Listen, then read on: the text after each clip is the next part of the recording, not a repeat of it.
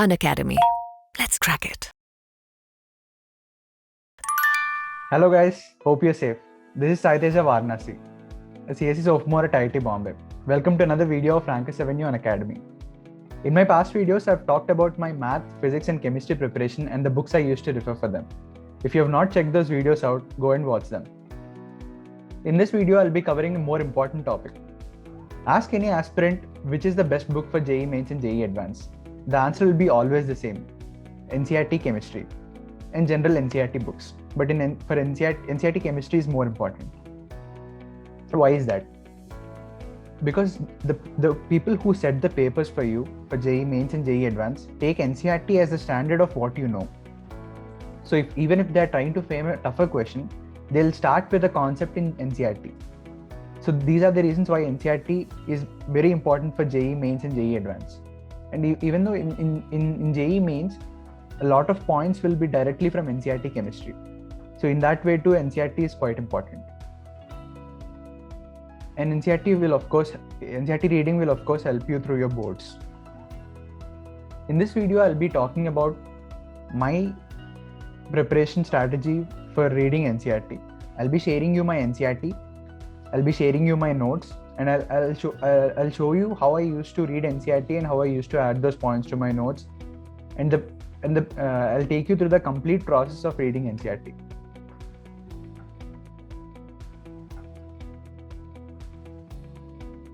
So I hope you can see my NCERT screen over here.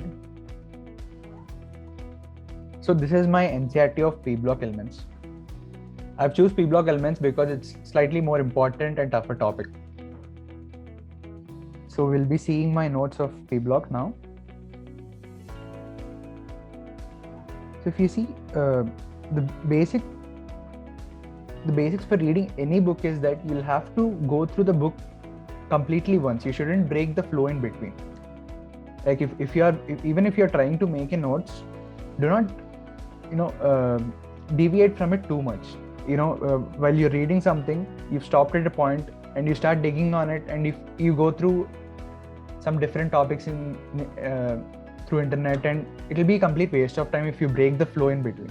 And if you distract for a long time, you'll basically lose the flow the author is trying to make you go through. So you shouldn't take break for a long time in between. Of course, slight breaks are always good to take. If you're reading for 1 hour, for every half an hour, if you take a slight break for 2-3 minutes, the information you've gathered until now will get saved to your brain, and that is also important. But you shouldn't break through the topic for a long time. It should be a flow. You should understand. You should be reading through it with a flow. And while you're reading it, underline the important topics, underline the important lines, and the lines which you feel are ambiguous or you're not able to understand them. It might happen that in the next lines they might clear it up for you, and so do not start digging at the same time. Just underline them and go through the next points of NCERT. So while going through NCERT, if you write some mock tests, you'll be able to know that some points are important in NCERT. So for example, I've underlined here that gallium is less, atomic radius of gallium is less than aluminium. So you'll be able to know that these kind of points are important. And after reading NCERT topics for a while, you'll be able to understand it very efficiently. Like you'll be able to directly point the statements which are important. So start the practice and you'll be able to sense those points. And I would also recommend that you write some past papers so that it'll be more easier for you. So you underline all the important points and the ambiguous points you feel. And this is also important. If there are, for chemistry and inorganic especially, some headings are always common to all the topics. Let's say physical properties, chemical properties, the trends and all. So you'll have to make these kind of things in your brain, or you'll have to store them for all the topics at the same place, because it'll happen that you read trends for one topic, let's say for the 13th group, and you read for the 14th group, and finally they get mixed. In order to restrain this, you'll have to write them at the same place. So you'll have to take a paper or your notes and you'll have to start writing the trends at the same place, trends of 13th and 14th group at the same place, so that you'll be able to differentiate them when a question is asked. Otherwise, you'll mix them completely in your exam. And even after, if you read the whole NCERT, which consists of 13th, 14th, and 15th groups, the first part, and then if you start recalling it, you won't be able to do that, because there'll be 2-3 subtopics of the same heading, physical properties. So you won't be able to differentiate them. So in order to do that, you must write them at the same place, or you must remember them by adding them to the same place. And then of course the trends, you just have to see these trends once. You do not remember the values. It's waste of your memory, but you'll have to see the trends once, how they're going. If they're exactly linear, you'll definitely have to remember that it's a linear trend, or why the trend is like that. And of course, some trends are always important, like ionic radius, density, melting and boiling points. And then you see the reactions, and it is always a good practice in organic chemistry to write down all the reactions you see, because in organic chemistry and inorganic chemistry too, those reactions, you can't generate reactions. So whatever the reactions are there in NCERT, most probably they'll come in your exam too. So if you know the products, it will be more easier. And remembering every reaction is not possible. So you'll have to remember why it is happening like that. Let's say BCl3.NH3, and why is that happening? One is a Lewis base and one is a Lewis acid. So you'll have to make these kind of tricks to remember the reactions. Even if a reaction is new, you can predict the outcome of the reaction with your knowledge. And of course, there are some important points over here. And these two, like I've already mentioned before, the topics which have the same subheadings over 13th, 14th, and 15th groups in P block, they'll be more confusing for you. So you'll have to remember them by making them at the same place. That is the only solution for it. So I've underlined these reactions too. And you see that I've underlined some points which are not obvious. Like I've underlined that it is a white crystalline solid. These kind of points I've underlined after going through the questions of NCERT. So you won't be able to find all the catch points at the same time at your first glance. It's always impossible. You'll read it, and in your course of preparation, you'll solve some problems, and then you'll maybe JEE mains or JEE advanced past problems, and you'll discover that these points are hidden in NCERT, or the basics of this question are hidden in NCERT. And that time you'll be able to explore NCERT more deeper. A lot of points of this I've come across them after I saw some questions in JEE mains or JEE advanced. So NCERT has a lot of information. You won't be able to get all the information at your first glance. So don't expect to be perfect in the first glance. You'll just have to go through the entire NCERT, and you have to remember everything you feel is important. And the reactions, always, you'll have to see the reactions always. So if you see there are a couple of reactions over here, you'll have to try to remember them. I'll give you an easy trick for that too. Let's say there's a reaction of borax. You're heating borax and you'll get sodium metaboric. So it's just that there's 10H2O, and after heating the water goes away. You'll have to make tricks like this to remember them. And structures like this are important too, especially in inorganic and organic chemistry. If you see a structure which is more complex than what you would naturally imagine, it is very important. The questions will directly be like, what is the structure of H3BO3, or how many bonds will O have in the structure of H3BO3. So these kind of questions are pretty common, so you'll have to check the structures too. So and you do not remember the angle values and all, but you just have to see them. And there are a couple of tricks with which you can predict that why is the outer angle 120 and 97 based on the S&P characters. I won't be going deep into them because I may make some mistake and it could confuse you.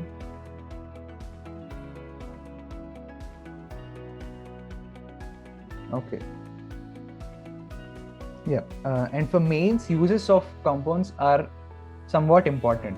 So don't be too hard about it, remembering each and every use of every compound, but just go through it once before your mains exam, because you'll be able to, you'll definitely forget it if you read it while you're reading your NCERT.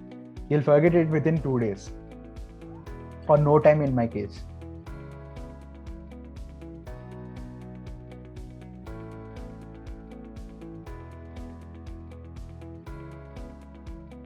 And let's say you're going through all the structures and you underline all the important points and you're done with your NCERT. And then I would recommend you to see the exercise once. And this will also help your boards, but let's keep that aside. Just go through this point, just go through these questions. You need not write the perfect solutions for it. Just try to solve these questions in your head. If you're able to solve it, you read NCERT nicely. It'll be a quantification that you read your NCERT perfectly. So try to see all the questions, and if you're not able to solve something, just go to the subtopic and read it once again. So you see that I've solved each and every question in my head, and if I was not able to predict something, I used to go to NCERT of that topic and I used to read it again, and I used to come back to this question again and see that if I were able to solve it. So let's say you've solved these questions too, and if you get time, I would recommend you to go through the summary too once. But that is not important, because that's what we're doing while reading NCERT. And if you're more interested, you can go through the question bank NCERT exemplar gives, because that questions are somewhat similar to the JEE main type of questions. So go through those questions once, and I'm telling you that you won't be able to solve many of those questions, because you'll miss most of the points the first time you read NCERT. So you'll have to read with complete patience and complete concentration, and then too you'll miss some points, but that's okay. You come to the topic once again, you read it, and you go to that question again, you'll solve it. So let's say you're done with reading NCERT and you underlined all the important points. Now you'll have to store them somewhere, or some people might not need it. Some people they may just go through the NCERT and they'll look at these points and they'll remember everything they've read through. So what I used to do is I used to write my short notes. I used to copy these points in my short notes. Let's say, okay, we're seeing short notes of 14th group. So again, after reading to the NCERT, I used to go through the NCERT again, and the points where I've underlined, I used to go to that specific point and then copy those points to my short notes. It's not exact copying, like you write the points line by line. That doesn't work. So you take a subheading, like there's reaction with water, and then you write the catch point next to it or below it, so that whenever you come back to it and you see that reaction with water, you'll remember the time when you read that NCERT topic, and you'll remember the point you've underlined. It'll just come to you.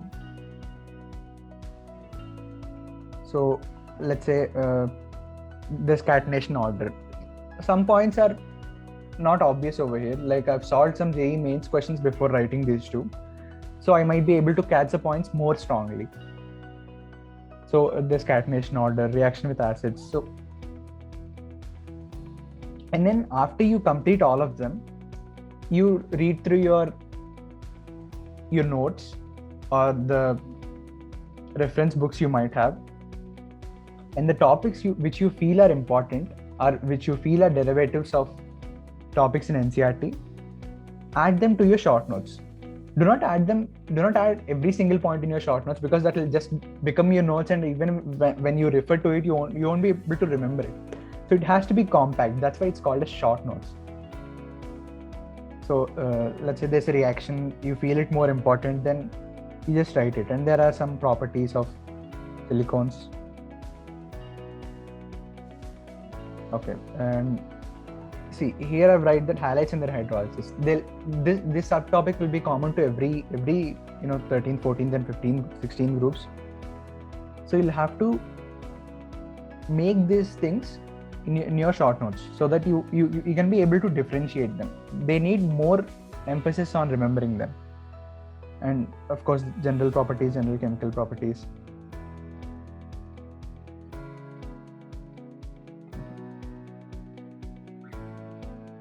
And then see, I've written that uses for mains too. So whenever I come to see this, I'll remember that I have to read uses for mains. This is a good way to motivate yourself to read NCERT topics. So if you write some reference in your short notes, you'll feel that you'll have to read it once again. So that gives a good boost to read NCERT, which will be very useful, of course.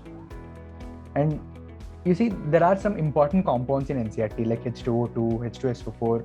You'll have to write the properties of it in your notes, because there might be in JEE Advanced, they'll frame some questions based on these properties. So you'll have to solve the equations or solve the reactions to find the products based on the properties. Or sometimes they might just ask the properties.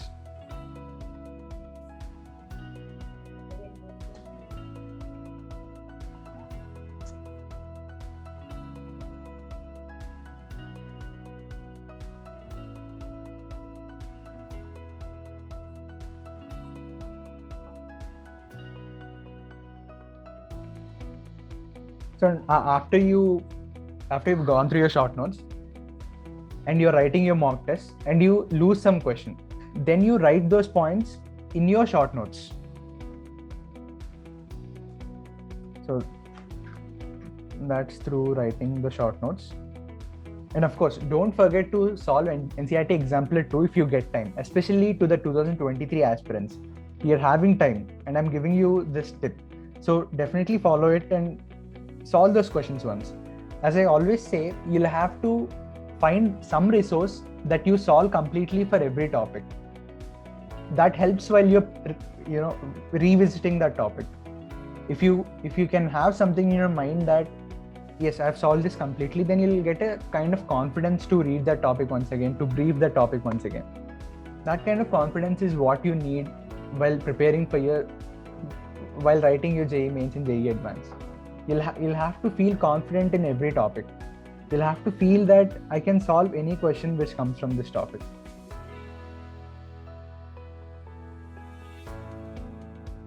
So and then this is the complete preparation of NCERT, and try to solve these problems of mini problems between the topic, the internal problems, because they are also good. These will help you remember what you've read in NCERT. They'll polish your knowledge on NCERT, and they might even clear some doubts of NCERT. And if you feel some topic is more important, then ask your teachers to tell you more about that topic, or if you have notes already, refer about that topic in your notes. If you feel NCERT is not complete in some subtopic, and I feel that it's always complete in most of the things, but if you feel that it is not complete in something, or you see some question in JEE Advanced which you can derive from the topics in NCERT, go through your notes, because it happens sometimes, because every question can't come from NCERT. So if that thing happens, just go through your notes, or if you don't find it in notes too, ask your teacher to brief you the topic once. So that's how you build your topic. It won't come in a single day. So do not try to perfectionate the topic within just one day or 1 week. It just comes through the course. You'll just have to build your preparation.